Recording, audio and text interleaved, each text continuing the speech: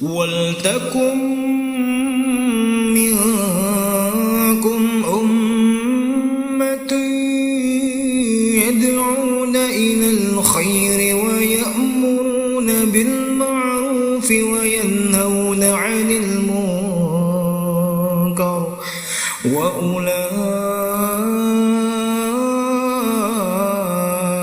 humul muflihun.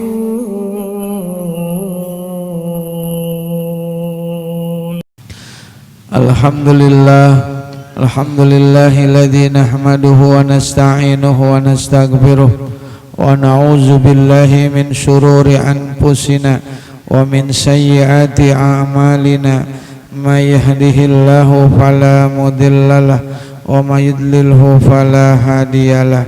Asyhadu an la ilaha illallah wahdahu la syarikalah wa asyhadu anna sayyidana wa nabiyyana Muhammadan abduhu wa rasuluh.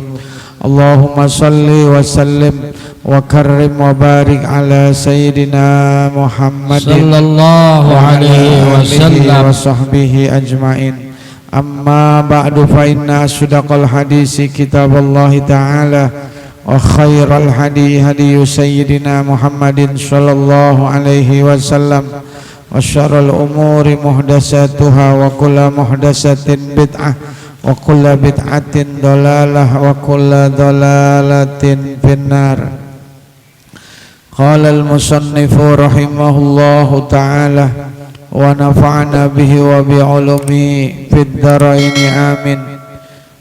Bismillahirrahmanirrahim. Faslun, masih membahas tentang syarat-syarat seputar sholat.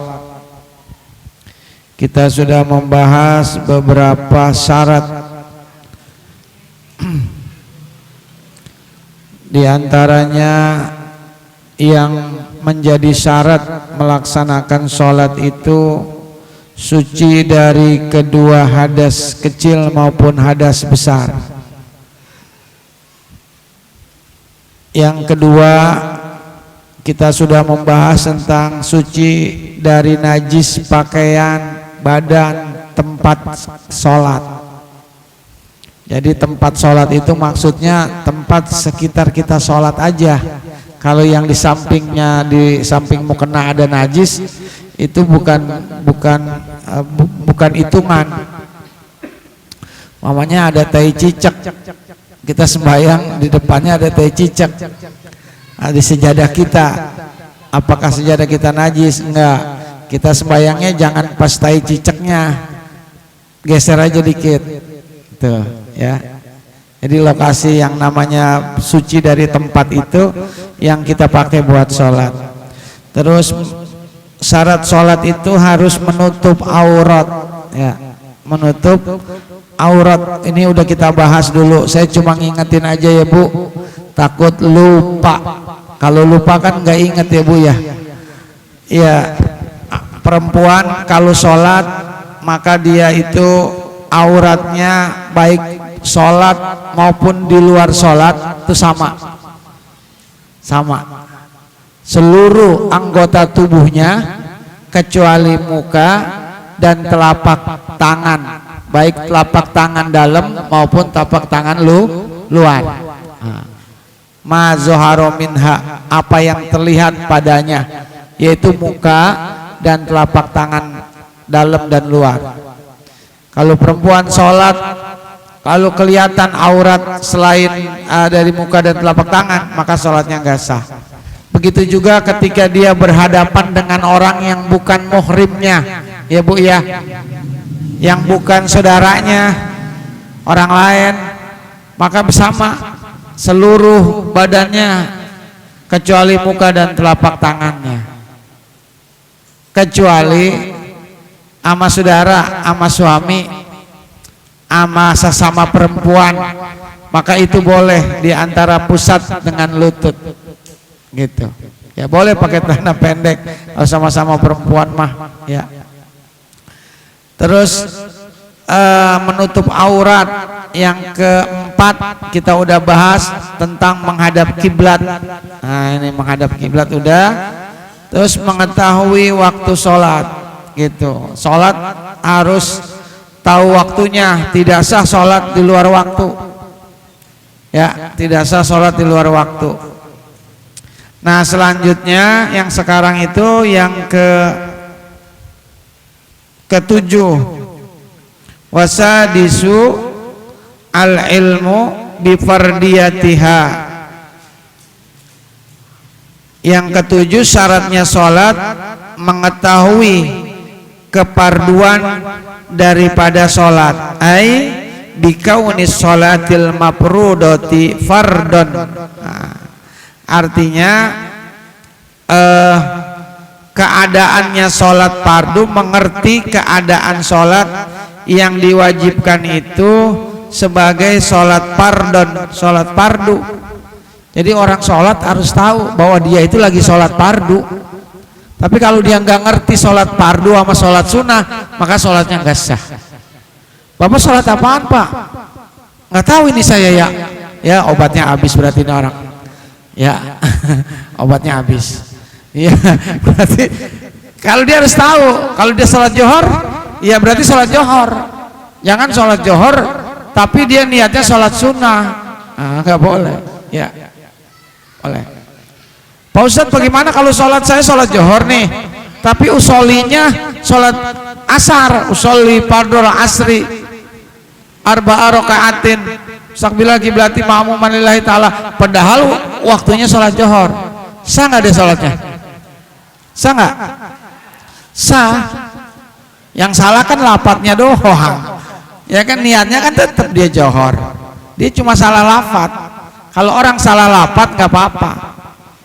Nah, salahnya lapat, sholat isya usolinya maghrib gitu. Tapi kalau dia nggak paham ini sholat sunnah sama sholat wajib, maka sholatnya nggak sah.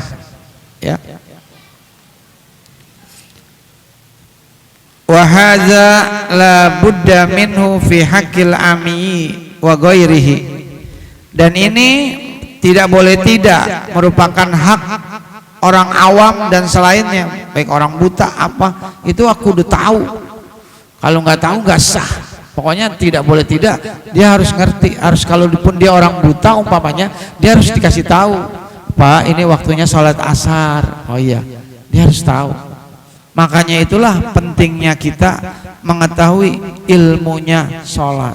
Ya bukan cuma sholat doang, semua ibadah juga kudu ngerti ilmunya.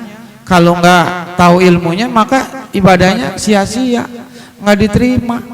Kata Imam Ibnu Ruslan dalam jubatnya, fakullu man bighairi ilmin ya'malu a'maluhu mardudatun la tuqbalu. Setiap perbuatan, setiap amal ya tanpa ilmu mardud, maka amalnya mardud, amalnya tidak diterima, nggak diterima sama Allah, sia-sia. Makanya orang yang sholatnya tunggang-tungging, rajin sholatnya, tapi dia nggak tahu tentang ilmunya ini, pardunya, syarat-syarat sholat, rukun sholat dia nggak tahu, maka sholatnya nggak diterima. Makanya itulah kudu pentingnya kita ngaji. Kalau kita nggak ngaji, kita nggak paham. Tuh.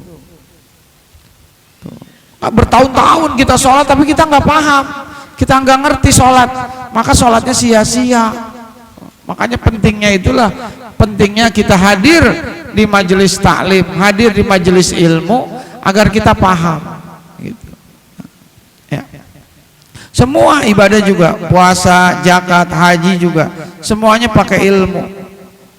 Makanya orang ibadah itu kan dia diterima karena dua faktor. Pertama niatnya benar, kedua sesuai dengan syariat. Syariatnya benar, tata caranya benar, maka insya Allah ibadahnya diterima sama Allah. Gitu.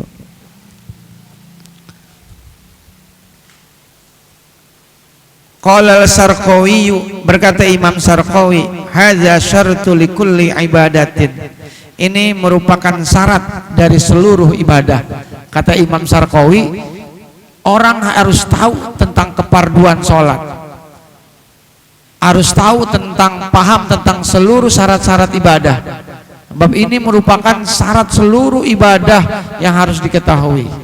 Makanya sebelum kita ngaji ilmu-ilmu yang lain, kita ngaji tasawuf, ngaji tauhid, ngaji yang tinggi-tinggi, ini dulu nih yang dasar dulu. Ntar kalau dasarnya udah tahu, udah paham, udah kuat, silakan ngaji yang lain. Ini ngajinya tiap hari dengarnya Buya Ar-Roji, ya boleh aja sih, nggak ada masalah. Tapi kan pemahamannya kan yang udah tasawufnya udah kelas berat itu, ya. Ntar kalau syariatnya nggak kuat, saya khawatir ntar dibawa ke grogol, iya. Ya makanya syariat dulu, ntar baru ngajinya naik, baru tasawuf, hakikat, makrifat itu udah tinggi. Nah, jadi dasarnya dulu itu ya. Jadi syarat yang ketujuh daripada ibadah sholat itu tahu keparduhan daripada sholat, tahu yang sunnahnya sholat, rukunnya sholat, harus tahu tuh niatnya apa, sunnahnya sholat. Kayak takbiratul ihram itu rukun itu Pak. Allahu Akbar itu rukun Bu. Kalau ngangkat tangannya itu sunnah tuh. Allahu Akbar, lafaz Allah nggak boleh diganti. Allahu Rahman nggak sah, karena itu rukun. Allahnya harus panjang. Allahu Akbar ketika sholat. Apalagi sholat berdiri, diri itu rukun itu. Sholat kudu berdiri. Kalau sakit ya, kalau sakit mah duduk. Kalau duduk nggak bisa, berbaring. Berbaring nggak bisa dengan isyarat. Isyarat nggak bisa dengan hati. Hati nggak bisa. Iya. Hubungin Pak Edi 008. Iya. Nah, mobilnya udah ada tuh ambulan, iya, dibawa dah ke Sukabumi, suka sama bumi, hutan jati maksudnya, ya, tuh. Berdiri sholat, terus ruku itu juga rukun, ruku itu rukun, terus tumak nina itu rukun. Tumak nina enggak sebentar doang, kira-kira orang ngomong subhanallah tuh. Jadi sholat jangan cepet-cepet, jangan kayak capung minum ya. Tuh, pernah ngeliat Bang Umar capung minum? Belum pernah kan? Saya juga belum pernah kan. Tapi saya pernah capung kalau minum cepet ya itu. Sholat jangan cepet-cepet. Mau kemana? Ya, mau kemana emang? Tapi sholat juga jangan lama. Dulu katanya ada santri pulang pondok sholat di stasiun. Pas dia sholat di belakang ada yang ikut jadi makmum. Yang ikut ini tukang tape mau dagang ke Palmerah. Dia dari Rangkas Bitung, sholatnya di stasiun Rangkas Bitung. Ini anak muda baru pulang mondok, sholatnya bacanya panjang. Dia baca surah Yasin separoh, Yasin separoh. Udah, akhirnya itu tukang tape, karena tapenya udah ditaruh di kereta, keretanya jalan. Jadi yang naik tapenya doang, orangnya ketinggalan. Iya. Habis sholat itu orang bukan doa, langsung aja marah-marah sama imamnya, makan tuh surah Yasin melu. Gitu. No, tape gua ke bawah gitu. Jadi jangan, akhirnya jadi fitnah. Iya. Ini mah cerita. Ya.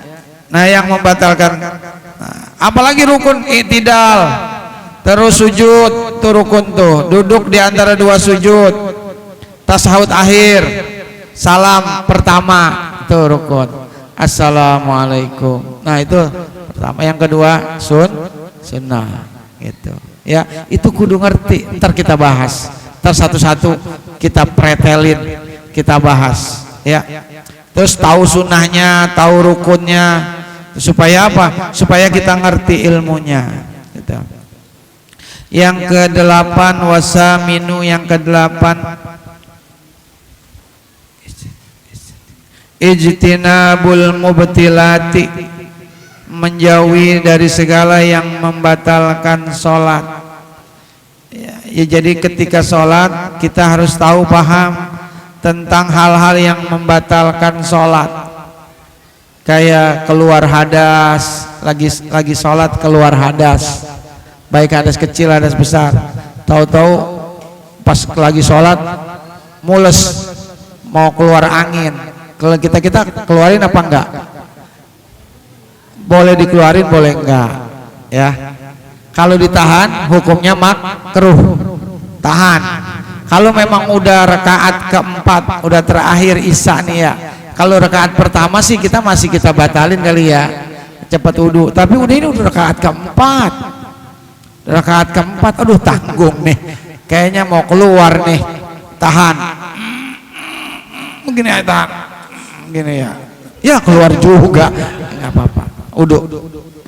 Tapi kalau ditahan makruh aja nggak membatalkan. Tahan. Terus kejatuhan najis, lagi sholat, tahu-tahu kejatuhan tai tikus, itu batal. Ya, yang apalagi basah, yang basah, ya tai cicak apa, ya. Maka kalau lagi begitu tuh buang seketika, umpamanya jatuh nih di baju nih, tai cicak nih, langsung aja disentil aja, sentil. Itu. Seketika buang, nggak membatalkan sholat. Aurat terbuka, batal tuh kita sholat. Aurat terbuka, ya Bu ya, aurat terbuka batal sholat. Tapi kalau dia tahu itu aurat terbuka, tapi dia tutup dengan seketika cepat, nggak batal. Biasanya bapak-bapak nih, kalau sembahyang, mohon maaf nih, yang orang agak gemuk nih, ya kan? Kadang-kadang belakang itu suka kelihatan tuh, ya kan? Nah, ya, pakai bajunya agak pendek. Ketika dia ruku, celana lepis tuh, dia ke belakang tuh kelihatan tuh, ya kan? Di atas pantat tuh kelihatan. Nah itu batal itu, makanya dia harus tutup sama bajunya. Gak apa-apa, pegangin aja. Nah itu nggak membatalkan. Mengucapkan satu huruf lagi sholat, ngomong batal. Satu huruf aja batal. Kayak ngomong ki, batal tuh ki tuh. Ki itu bahasa Arab itu ki. Kan ada Rabbana atina fid dunya hasanah wa fil akhirati hasanah wa ki, nah, kan wa ki. Nah itu ki, huruf ki doang itu punya arti tuh. Jadi satu huruf yang punya arti bisa membatalkan sholat tuh. Ki artinya jagalah, ya Allah aku mohon padamu untuk menjaga. Ki batal. Dulu saya pernah sholat, imamnya nggak ngerti nih, nggak ngaji. Dia sholat, dia baca suratnya lupa, dia baca lagi lupa lagi. Dia ngomong sholat isya, aduh saya lupa gitu ya, obatnya belum diminum nih aki-aki nih, ya batal akhirnya. Pernah kejadian saya waktu masih bujangan, aduh sholat nggak boleh ngomong, ya nggak boleh. Kalau bersin nggak apa-apa, bersin nggak apa-apa, ya. Seketika tutup kalau bersin. Terus apalagi tuh yang kalau di Fathul Qorib mah salah satunya niat ragu-ragu, sholatnya ragu-ragu niatnya. Saya niat apa enggak tadi ya? Batal tuh, batal sholatnya. Ragu-ragu dalam niat sholat batal. Itu ada di Fathul Qorib. Nah, ya.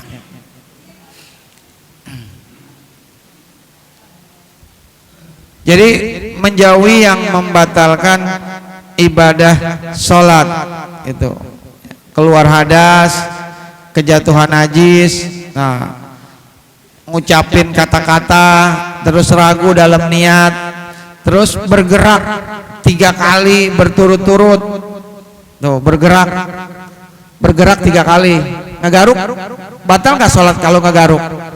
Kalau ngegaruknya pakai tangan batal, segini nih garuk batal nih. Tapi kalau pakai jari nggak batal, kayak jari begini nih tuh, ini berkali-kali juga nggak, turut-turut, nggak boleh 3 kali berturut-turut. Kalau pindah posisi boleh nggak? Boleh, umpamanya tempatnya kosong gitu ya, kita lompat aja ke situ 1 langkah, boleh. Tapi kalau sampai berturut-turut 3 langkah itu nggak boleh. Gitu. Sopnya kosong masuk. Gitu. Kan kita kalau sholat sendiri kadang-kadang kan ada yang ikut tuh. Kalau lagi sholat sendiri nih, makmumnya satu nih. Biasanya kalau makmum satu lebih dekat ke imam kakinya, ya kan? Tapi kalau ada orang datang lagi satu, maka yang tadi jadi makmum pertama nih, dia mundur, boleh gerakannya. Tapi nggak boleh 3 kali mundurnya, 1, 2, 3. Lah mau kemana? Orang lagi sholat. Iya, dia lagi sholat. Nggak boleh 3 kali. Boleh itu. Sholat, gitu. Dan kalau sholat, orang lagi sholat nih, jangan suka nepak-nepak pundak orang. Mau ngapain emang? Nggak boleh mengganggu kehusuan orang. Udah ikutin aja dia sholat. Mau dia sholat sunnah kek, mau dia sholat wajib kek, kita nggak perlu tahu. Yang penting kita mah ikut aja. Gitu, jangan pundak orang ditepok aja.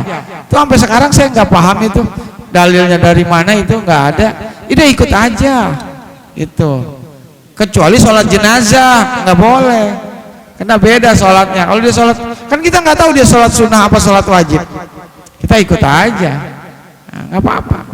Kalau orang jadi imam nggak pakai niat juga, insya Allah dapat pahalanya. Tuh. Kalau kita niat jadi imam, lalu ada orang sendiri sholat, kita ikut, otomatis dia jadi imam kita. Tuh, boleh. Atau enggak usah dia pakai niat lagi imam, udah memang jadi imam. Tuh. Dan kalau sholat nggak boleh nggak boleh duluin imam. Ada di tempat saya kalau sholat imam diduluin mulu, tanya Bang Udin tuh. Saya belum ruku, dia udah ruku. Saya belum bangun dari ruku, dia udah bangun. Masya Allah, udah kita kasih tahu berkali-kali, masih juga begitu. Nggak bisa, itu batal itu sholatnya. Nggak boleh kita ngeduluin imam.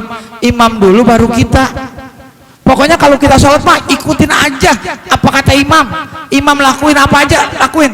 Habis sholat tuh imam sebelum salam dia sujud 2 kali, sujud sahwi. Kita nggak paham nih, lah kok dia sujud sahwi, emang lupa di mana? Ikutin aja. Jangan nggak ngikutin, terbatal sholat kita. Ikutin aja tuh imam. Dia sholat nih, baru sholat dia baca surat.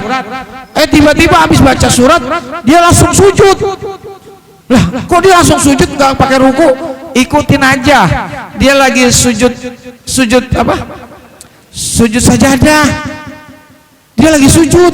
Udah ikutin aja, ntar dia bangun lagi.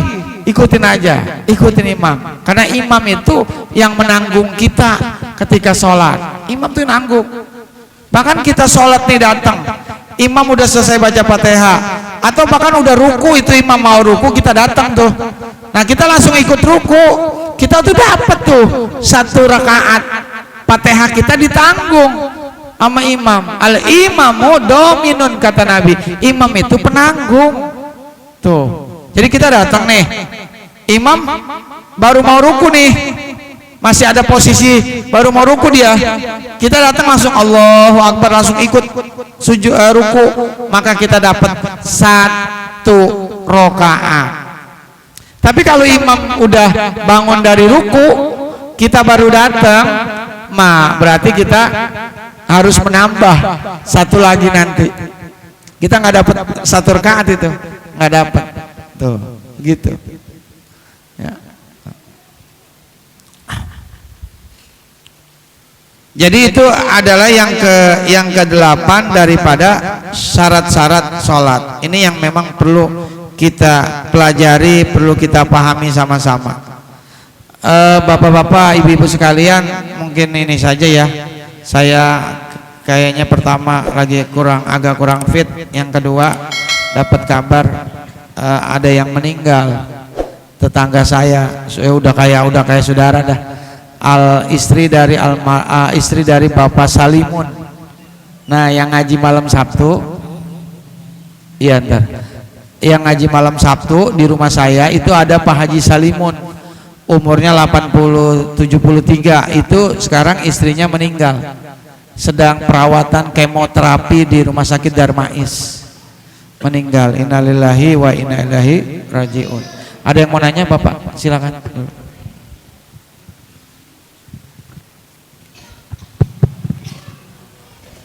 Iya, oke. Assalamualaikum warahmatullahi wabarakatuh. Assalamualaikum. Saya mau tanya tentang sholat, Pak. Biasanya kan kalau sholat itu kita lupa rakaatnya, Pak. Kadang-kadang udah 2 kali apa 3 kali lupa. Itu ditambah, lebih baik ditambah apa ngikutin? Karena kita lupa pada sholat itu. Kadang-kadang 2 rakaat sholat asar sama duhur kan biasanya dilakukan nggak jamaah, Pak, sendiri kan. Itu kadang-kadang lupa, Pak, rakaat 2 rakaat atau 3 rakaat. Begitu lupa, terus kita tambahin, apakah harus pakai sujud sahwi? Gitu. Terus yang kedua, atahiyat terakhir biasanya tuh kalau sujud, Pak, begitu imam udah naik, terus makmum masih sujudnya lama itu, Pak. Saya lihat banyak yang kayak gitu, jadi nggak mengikutin imam. Seharusnya kan mengikutin imam, wajib itu. Tapi ada sebagian saya lihat sujudnya sampai imam udah agak lama ya. Ini udah atahiyat dia masih sujud aja. Ada yang kayak gitu ya, Pak. Makasih, Pak.